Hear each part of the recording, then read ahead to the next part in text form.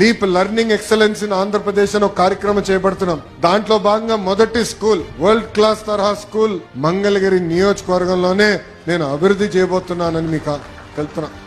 కాంట్రాక్టర్లు కొంచెం భయపడుతున్నారు తల్లి, ఎందుకంటే నేను ఎక్కువ టైం ఇవ్వట్లేదు. 50 రోజుల్లో ఆ స్కూల్ మొత్తం రూపురేఖలు మారిపోవాలని చెప్తున్నా. ప్లే గ్రౌండ్ కట్టాలి, మిగతా విషయాలు ఉన్నాయి. ఇప్పుడే చెప్తే మళ్ళీ మీరు తేలిగ్గా తీసుకుంటారు. కట్టిన తర్వాత మీరు చూడాలి.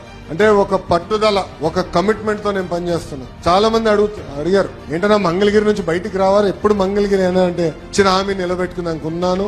ఆ కార్యక్రమాలన్నీ పూర్తి చేస్తా, తర్వాతనే రాష్ట్రం అంతా వస్తానని వాడు చెప్తాం జరిగింది. అది నాకున్న చిత్తశుద్ధి తల్లి. మంగళగిరి ప్రజలందరినీ ఒకటే చెప్పదలుచుకున్నా, నాకు అన్ని రకాలుగా మీరు నిలబడ్డారు.